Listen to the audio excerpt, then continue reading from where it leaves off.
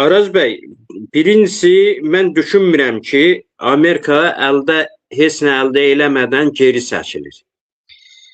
Amerika, bir də deyirəm, Trump tərəfindən idarə olunmur. Trump, mən bu quzeydəki kanallarda da çıxış eləyəndə demişəm, Trump Amerikada icraçı direktor rolundadır. Yəni, o institutların, böyük güclərin qərarlarını icra eləyir. Trump birinci dəfə seçiləndə də dedi ki, mən nə bilim oradan Suriyadan əskərləri çıxardacağım, İraqdan çıxardacağım, çıxarda bildi, çıxardamadı.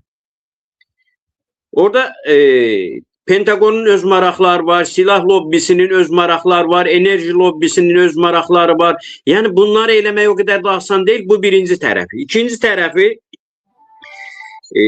baxın, burada Araz bəy, səhnə arxasında, pərdə arxasında danışıqlar gedir. Əvvəl İran etiraf eləmirdi, sonra İran da etiraf elədi ki, bəli, vasitəsilər vasitəsilə danışıqlar gedir. Biz o danışıqlarda nələr olduğunu bilirik ya yox? Bilmirik. Şəxsən bilmirik, amma eşə çıxanlar Amerika bir söz deyir, İran bir söz deyir. Hansına inanacağıq bilmirik.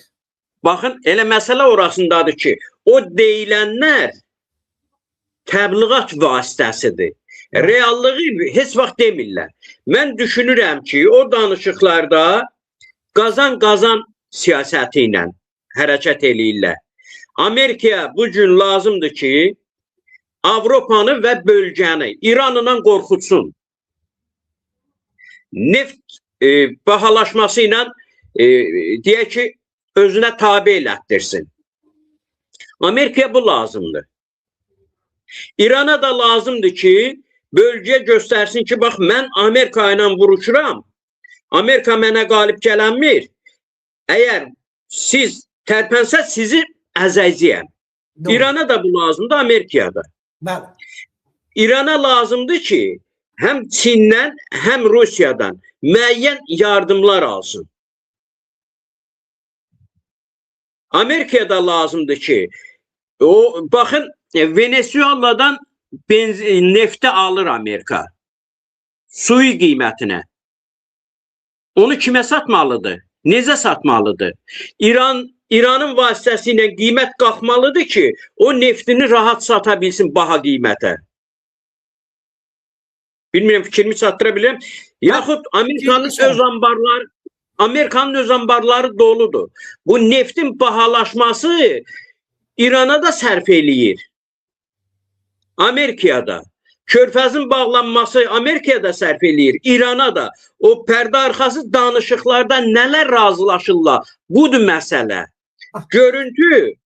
Görüntü fərqlidir. Görüntü ilə Amerika Avropanı qorxudur.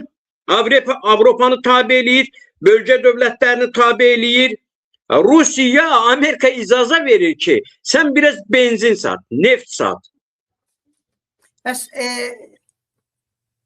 Sami Benyan müəllim, çox önəmli nöqtəyə işarə elədiniz. Yəni, çox belə bir şey dilə gətirdiniz ki, siz dediniz kimi. Burada bir alışveriş var, bir qazanc var, qazanc. Burada zərər eləyən indi kim olur? Zərər eləyən öyle İranda yaşayan millət olur. Ortada yaşayan millətlər olur. İndi gəldiniz məsələnin üstünə. Bu savaş, baxın, İranda narazılıqlar pik həddinə çatmışdı. Kulminasiya nöqtəsindəydi, son həddə çatmışdı. İran rejimi... Mən oraya gələcəkdim, onun sualını soruşadım, buna cavab verərdiniz. Gerçəkdən İran bir vəziyyətə gəlmişdi, bir inqilab yaranırdı. Bunu çox gözəl nişan etdiniz. Əslən Amerikanın bu savaşı ilə, bu saldırısı ilə bunu da aradan götürdü. Yəni bir böyük zərər ki, bu millətlərə Amerikanın saldırısı vurdu. İranın içində iqtisadi lazımdan, siyasi lazımdan, hər lazımdan bir devrim tərəfinə gedirdi millət. Bu saldırı daha İranın içəridə ağır baskı olaraq millətə, daha İranın dişini titrdi. Bunu mən siz üçün girdiniz məsələyə, buyurun. İranı kim yaradıb? Nə vaxt yaradıb? İranın hökumətin ya özün dövlətin mən başa Elə düşürəm. İranın özünü kim yaratdı? İran adında dövlət yoxudur axı. 1925-ci ildə Qazarları devirdilər, Bəli. Pəhləviləri gətirdilər.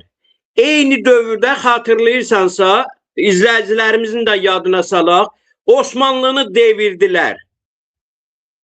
Eyni proses gedirdi.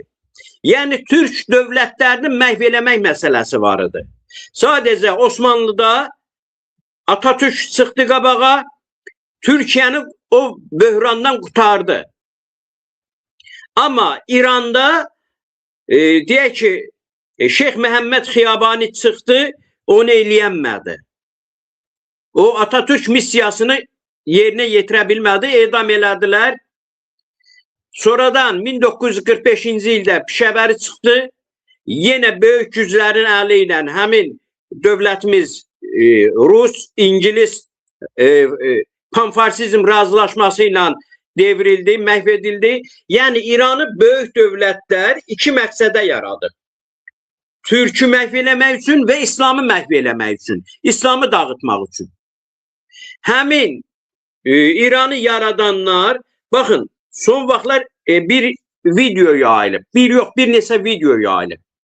Videonun birində Amerika nümayəndəsi deyir ki, deməli, İran bizə Əfqanistana girəndə də, İraqa girəndə də bizə çox kömək elədi. Birində Amerika mütəxəssisləri danışır. Birində isə deməli İranın rəhbərlərinin, Rəfsanjaninin, nə bilim kimlərin səsləri ilə verilir ki, biz Amerika ilə ən yaxın əməkdaşlıq elədik. Amerika İraqa girəndə, Amerika dediyim kimi Əfqanistana girəndə biz onlara çox kömək elədik, belə. İndi siz təsəvvür eləyin. Bu məşhur bir sözdür. Deyir ki, İranla İsrail bir-birinə möhtacdır. İran olmasa İsrail müəyyən gücə çatmaz. İsrail olmasa İran mövcud olmayacaq.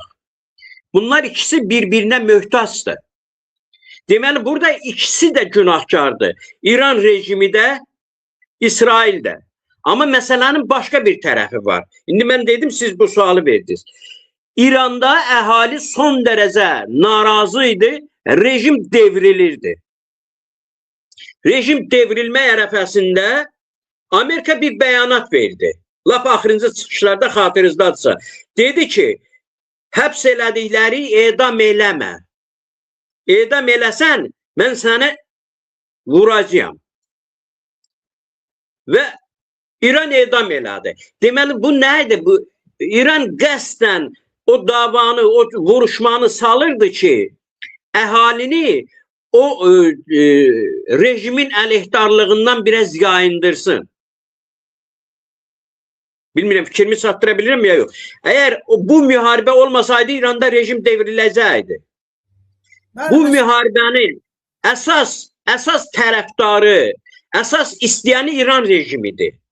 İran rejimi bircə zərrə İran əhalisini düşünsə, görür ki, gücü çatmayacaq. İstefa verib gedər, amma getməz.